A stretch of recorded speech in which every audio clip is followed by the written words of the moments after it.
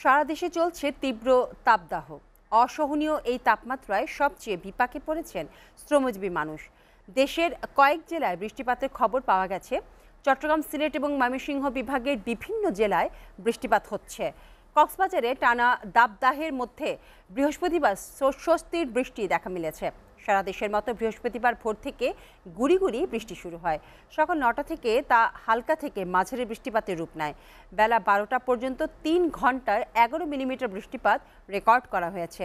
আগামী আরও 2-3 দিন কক্সবাজারে বৃষ্টির সম্ভাবনা রয়েছে বলে জানাচ্ছে স্থানীয় আবহাওয়া অফিস।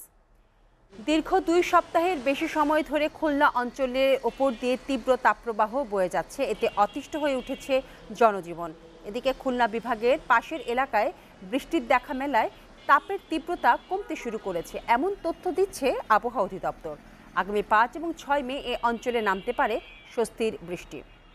যশোরে অব্যাহত তাপদাহের মাঝে মৃদু বাতাসে সকাল থেকে গরম কিছুটা কম অনুভূত হচ্ছে, তারপরও তা সহনীয় নয়। ভোগান্তি পেরেছে খেটে খাওয়া মানুষের।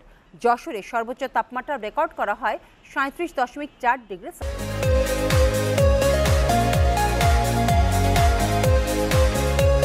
সেলসিয়াস।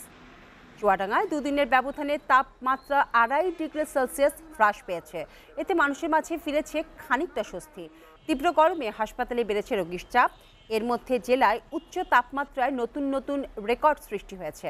তীব্র গরমে বেনাপোল স্থলবন্দরে বিপর্যয় জনজীবনে।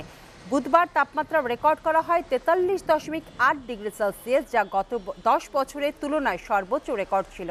ঘরের বাইরে বের হলেই পুড়তে হচ্ছে প্রখর রোদে। তীব্র দাবদাহে বেশি কষ্ট পাচ্ছেন শ্রমজীবী মানুষ। কয়েকদিনের টানা তাপদাহে নাকাল সাধারণ মানুষ। ক্রমাগত বেড়েই চলছে গরমের তীব্রতা। ভ্যাপসা গরমে ব্যাহত স্বাভাবিক জীবনযাত্রা। হাসপাতালে বেড়েছে গরম এবং পানিবাহিত রোগে আক্রান্ত রোগীর সংখ্যা।